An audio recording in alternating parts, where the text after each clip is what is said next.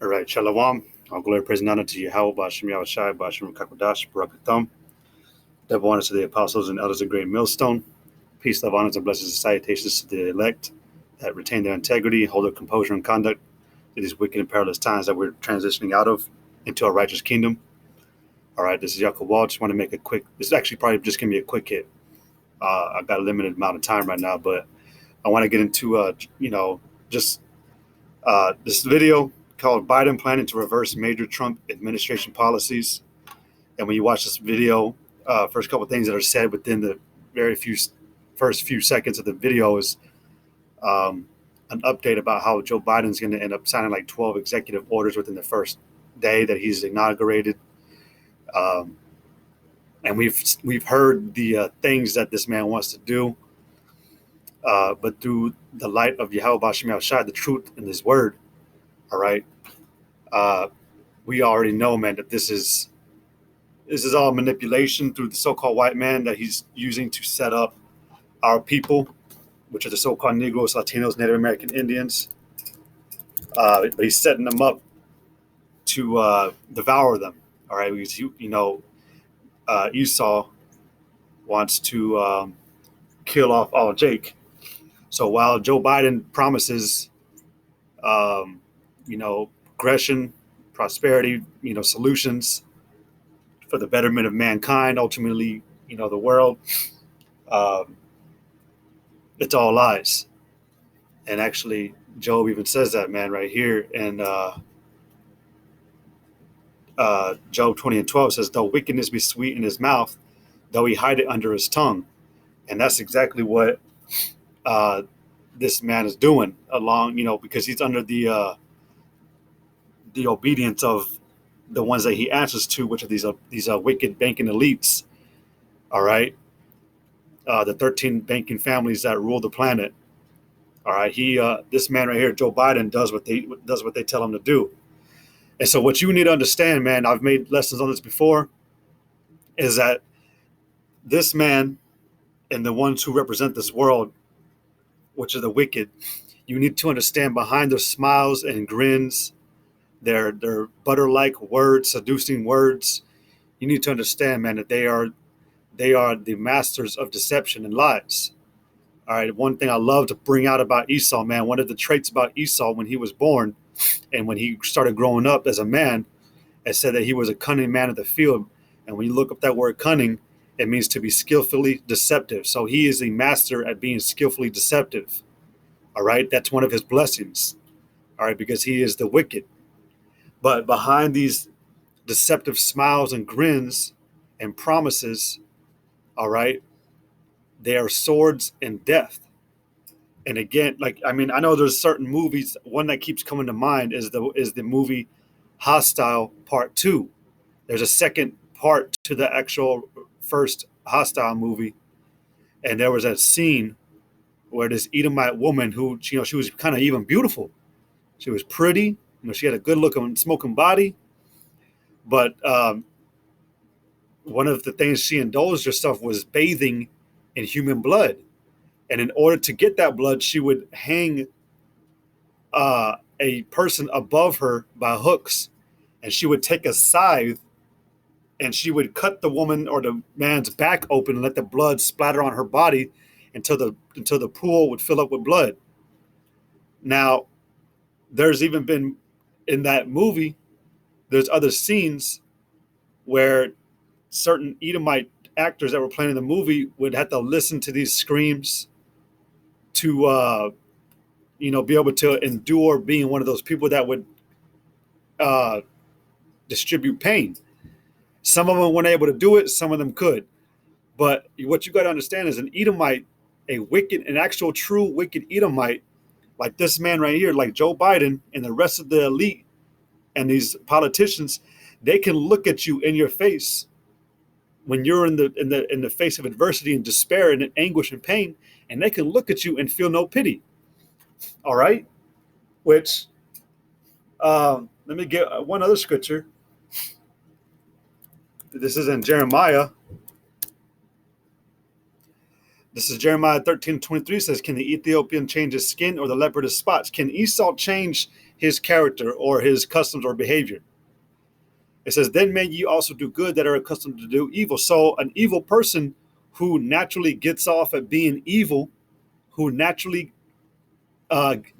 finds pleasure through other people's pain and disparity, they they're they're built like that because they're programmed like that. But that's an actual, true, full, wicked Edomite at his core. That is an Edomite at their core, man. What they really are, through all the facades and charades and covering up that they've done through all the generations, when placed in the right element or environment, their true nature is revealed. And Esau is getting ready to do that. Okay, Esau is getting ready. The so-called white man is getting ready to show you that he's been this wicked individual his entire existence. So death coming as a covered up, angel of light, as the scripture has said about the wicked, they're about to reveal to you that they were never your friend. They were never there to make you have an easier time. Again, in fact, let me get this. In Psalms, the 62nd chapter, in the 4th verse says, they only consult to cast him down from his excellency. They're, again, these Edomites, these higher elite wicked banking families, they're only getting together in these last times, and have always been like this, for the downfall of Jacob, Israel, for the downfall of the planet. All right, Esau is a cancer to this planet, man. He's a cancer to existence. With him doing whatever he would like to do, man, death follows behind him. And that's not even through these interstellar movies they make. When you look at when Esau spreads out or goes to another country to try to spread diplomacy, what usually follows behind it? A broken down system for that country.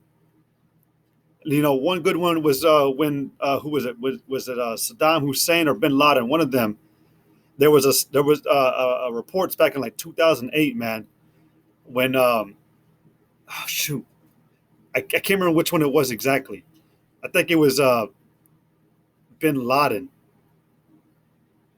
They had a monument of him in his country, and America came in and caused the people to rebel against this leader and to throw down his monument, hit it with shoes, But I mean, that was a rising up. That was a riot that America incited through their own democracy. Death, chaos, and disorder always follows behind the so-called white man's agenda. And so, with what's coming with with Joe Biden, right now, you look at this. He looks friendly, right? He's old. About a dozen executive orders on his. Let me see if I could find. There was. I mean, on visitors from. So he looks harmless, right? And I made a comment. I made this video, man. They're just a bunch of old geezers, right? Don't think he can do a lot of harm, right? But you also got to understand he's got power behind him. All right, he's got military might, political power. All right, he's got the power of a king in his hand. But he looks so friendly, right? But yeah, if you piss him off, if you do something against his agenda and his will, you better believe it, man. He'll do everything he can to silence you, which is what's going on with Trump, right? Trump is being silenced, even though he's still a president. He's a king. But yet he's able to be silenced. And this man is stepping in over his mantle and taking his spot. So just the whole point, man, is that like you got it again, man, for the unlearned and the ones who are trying to learn, man, this is how I view it. Every Edomite is wicked until the spirit is tested. Because again, not every Edomite is an Edomite. You got Israelite spirits within these light-skinned tones of flesh. So not every person that's white is white. I put it like that. But when you know for a fact that they're an Edomite, all right, that's when you view them like, okay, they're wicked. Because again, man, let me go ahead and get this. Going back to who Cain was, Genesis 4:7 says, if thou doest well, shalt thou not be accepted?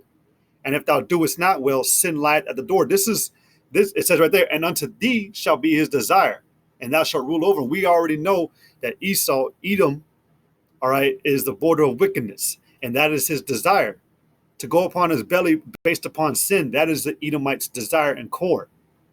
Okay, so everything that an Edomite will do will never be to help progress another individual. It will only be to benefit himself. And Esau believes that his true benefit to the planet and to existence is to eradicate everything that is not in agreement with him or does not submit to his rule. And that primarily comprises of Jacob, because Jacob belongs to Yahweh or Yahweh Shai, and Esau don't like that. So Esau wants to eradicate us. Okay? To go into Job 20 and 11, it says, his bones are full of the sin of his youth, which shall lie down with him in the dust. Esau still holds on. He retains an ancient hate.